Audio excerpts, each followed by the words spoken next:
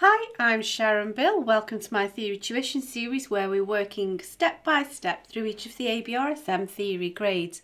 There are lots of resources available to help you on my website. If you visit sharonbill.com, you'll find some free PDF information sheets. You can download those in US letter or A4 and they accompany each step of this series.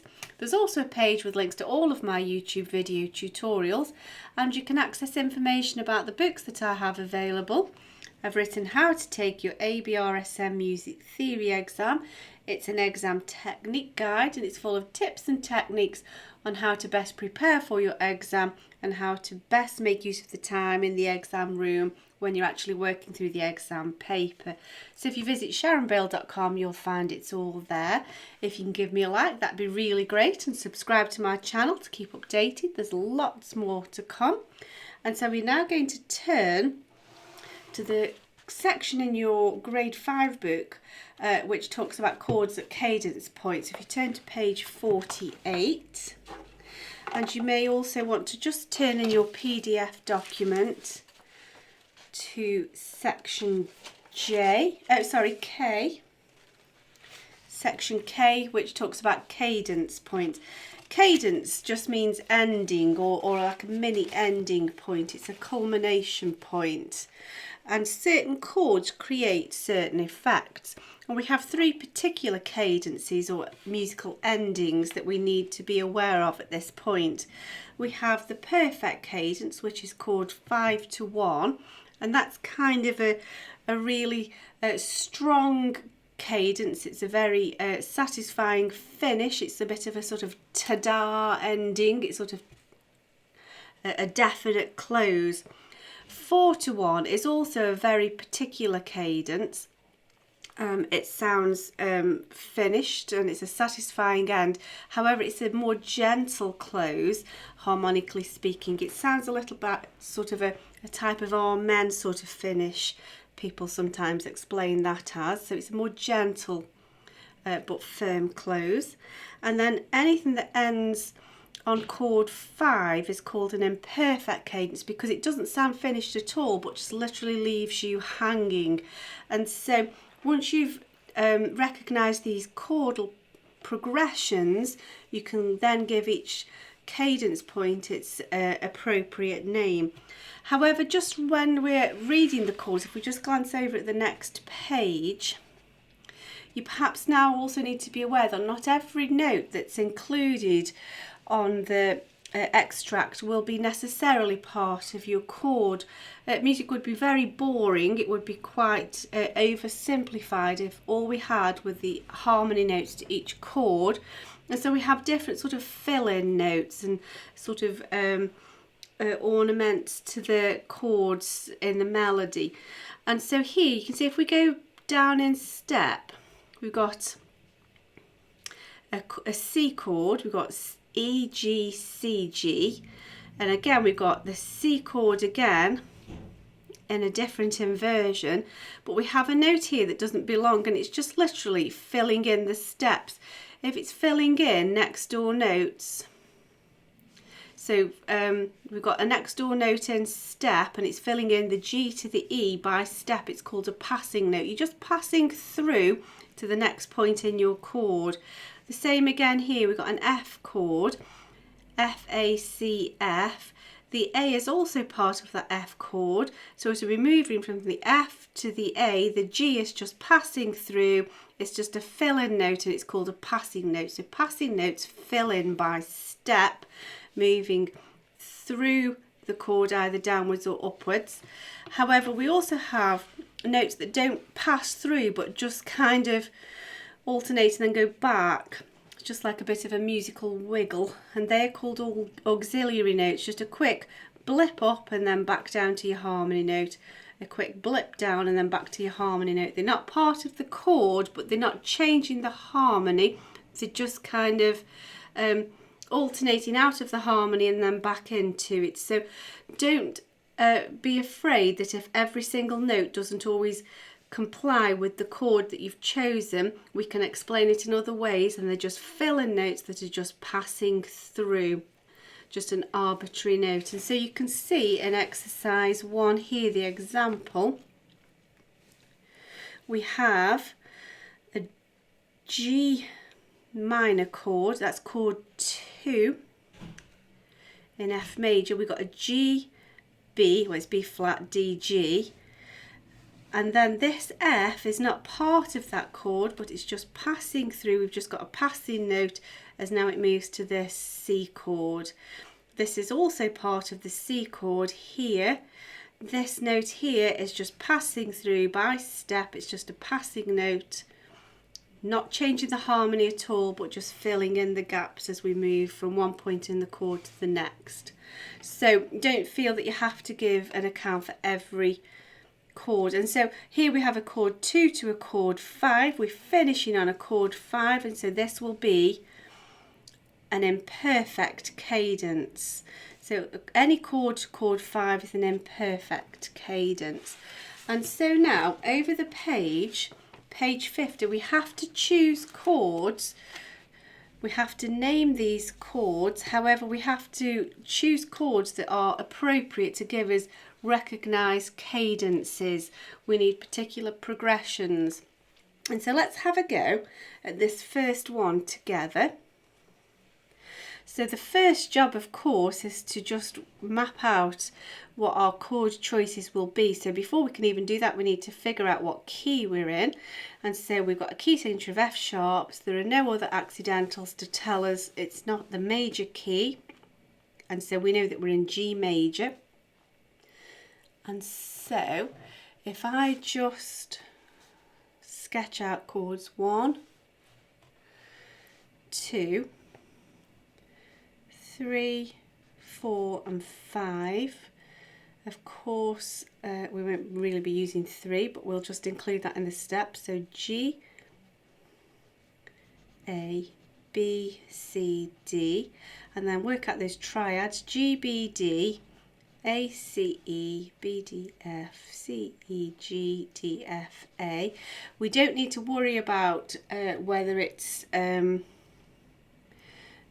a root position or an inversion, because we may not have that information because we don't have any bass notes here, so we can't answer that, and we just need to choose. So we've got a little cadence point here and a little cadence point here, so we need to choose suitable chords. So we have a chord that needs to have an E in it here that will progress to this chord here. So let's work out with the final chord first of all. We've got a G and a D, and so that has to be a chord 1. And so now we have to choose a chord that has an E in it. So although chord 2 does have an E in it, 2 to 1 isn't a recognised cadence, whereas 4 also has an E in it, and 4 to 1 will give us the plagal cadence. 4 to 1 is the plagal cadence, and so that is the appropriate choice to give us the recognised chord progression for a recognised cadence. And so here we go again. So let's see what we're going to be finishing with. Let's look at this last chord first of all. We have an A, and so again we have a chord 2 which has an A in it. However, no recognised cadence point ends with a chord 2, whereas if we choose chord 5, that means we can have an imperfect cadence, and the A would suit that. And so now we can have any chord to precede chord 5 to give us an imperfect cadence. We've got a B. 3 is not an acceptable choice. We don't use chord 3. Only later in advanced harmonies you ever really, and it's such a strange chord. It's not one of the primary triads, and so it's a much safer choice to choose the G, B, D, chord 1, some nice strong primary triads to give us a good finish there. So if you sort of get the gist of that now, perhaps have a go at the next one, and then we'll look through that together.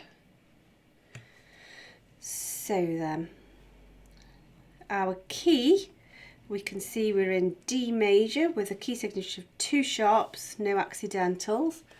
And so let's just map out our points. Chords 1, 2, 3, 4, 5, D, E, F, G, A. Fill in the triads. A, C, E. Get rid of chord 3. And so let's just go straight to this cadence point here. We'll look at the last chord first, so we know what we're leading to. We've got an E. Well, no recognised cadence point finishes with a 2, so although 2's got an E in it, that won't do. But chord 5 has an E in it, and that's our imperfect cadence. And then here we've got a G. And then we've got this auxiliary note F, which we can just discount. That's not part of the harmony. It just goes straight back to the G. And so we could have a chord 2. 2 to 5 is acceptable. Or 4 to 5 is a better choice. That's a more primary chord. 1, 4 and 5 are the primary chords. So 4 to 5 will give us a good strong cadence point. So I think 4 would be the better choice really. So here we have an E, a D and a C. Now the D is just passing through, that's just a passing note. E and C are both part of chord 5, and so that explains that. And then the D, although chord 4 has a D in it, 5 to 4 isn't a recognised cadence point, but chord 1 has a D in it, and 5 to 1 will give us a perfect cadence. Let's have a look at the next one. Again, we're in D major, so we can still recur to these chords here, refer I should say. So we can go back to these chords here, no need to write them all out. We know we're in the same key. And so let's look at what we're after here. So we have an A. So we could choose a chord 1 or we could choose a chord 5. Now I would choose a chord 5 because this piece isn't finished yet. So we don't want it to sound too finished. We want to just leave it hanging to drive us on to the actual end. However, chord 1 could be an acceptable option, but I think chord 5 is a better choice. Now here we've got a B, C, D, B. So B and D are both part of chord 4. The C is just a passing note, that doesn't affect the harmony. So chords 4 to 5 would make an imperfect cadence, or 4 to 1 would make a plagal cadence. So either of those options would be acceptable. Let's see what we're looking to here. So let's work from the end and we'll see what chord we're going to finish with, and then that will help us choose the cadence points. So we have a D, it's the very end of the piece, and so chord 1 will be our choice. No cadence point ends on chord 4, so although there's a D, that's not an acceptable choice. So now we have an E, we have that twice. So although chord 2 has an E in it, 2 to 1 isn't a recognised cadence, whereas E is also part of chord 5, so 5-1 would give us a perfect cadence. And so we just need to now decide what precedes this chord here. So we've got a letter F, a note F. We're not ever really choosing from chord 3, that's not one of our options. We've just written that there to help us count through. So chord 1 is a primary triad. We choose from chords 1, 4 and 5 wherever possible. Chord 2 is also a strong lead-in chord. So chord 1, 5, 1 will do the job.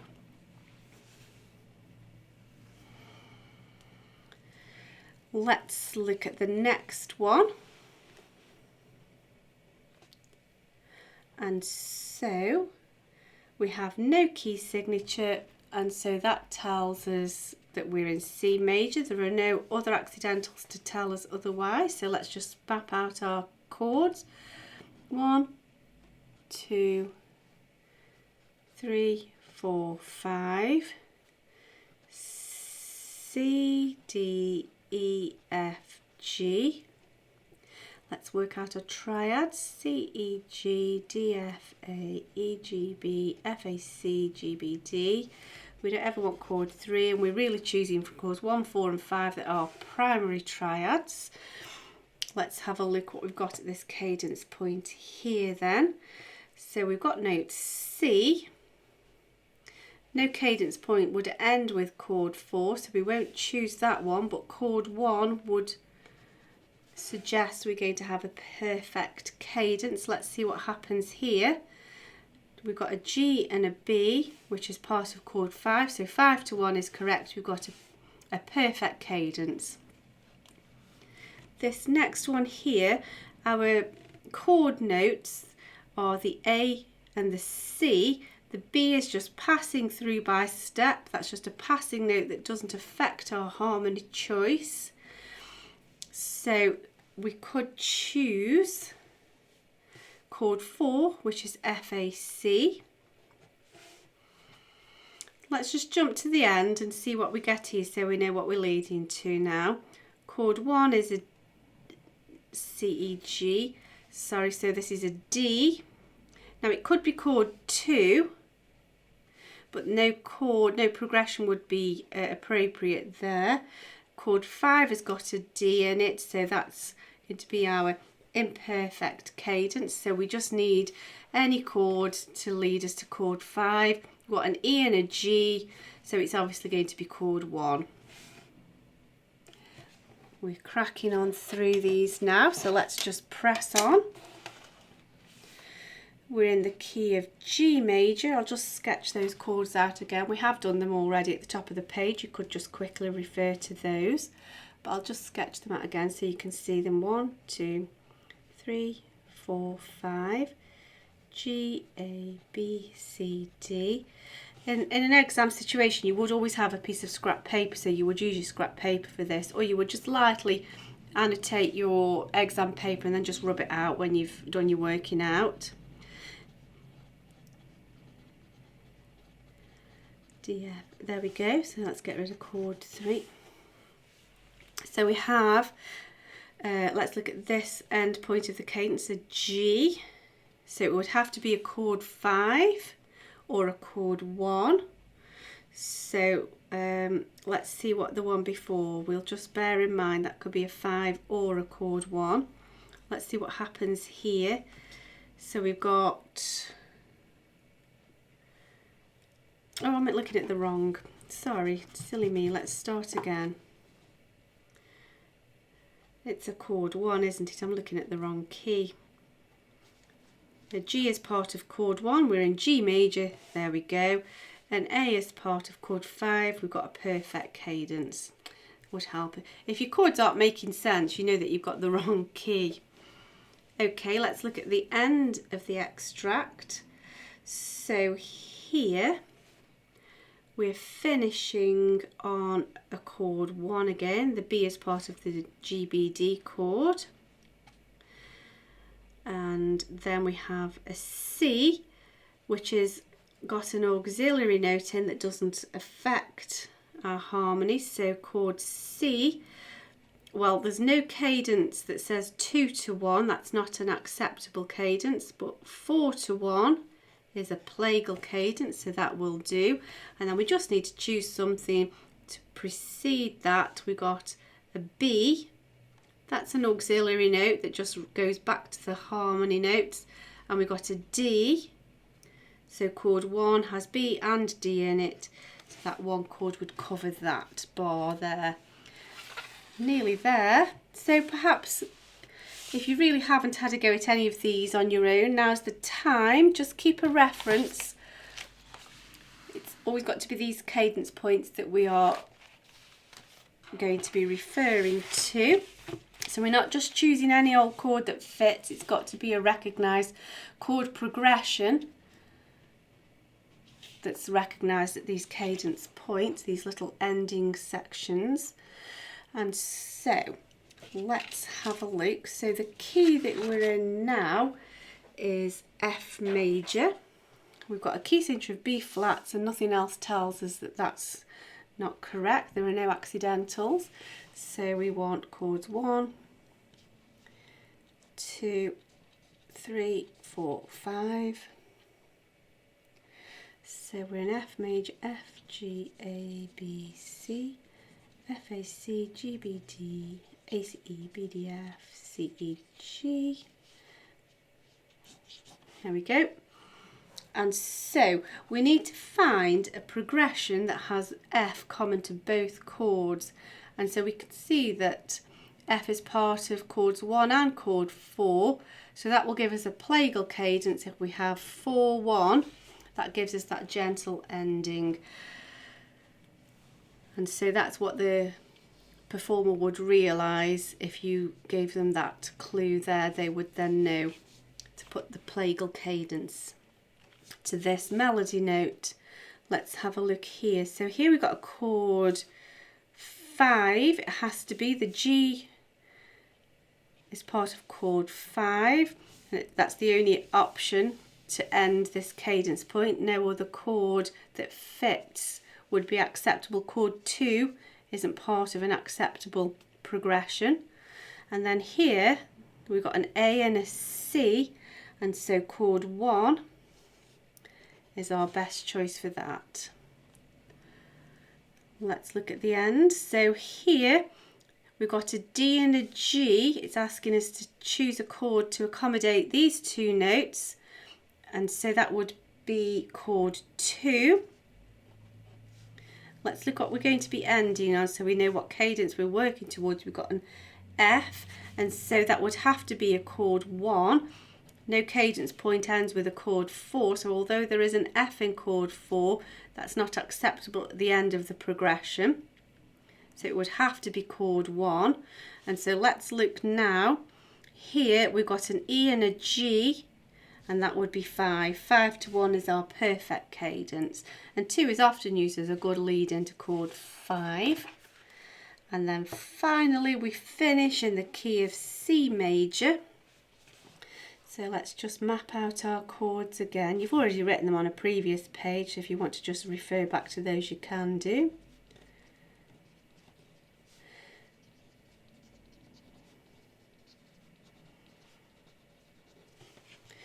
And so let's go from the end. We'll start with the absolute end.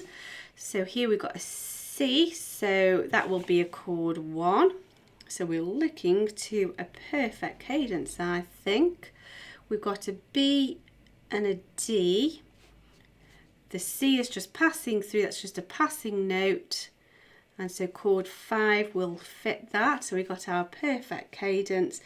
And then we've got this leading chord here, which has got an F and an A.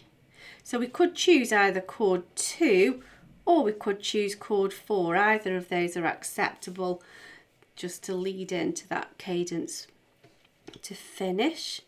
Here we've got a note D, and so we'd have to choose chord 5 for that to be the end of the cadence. Chord 2 can't end a progression.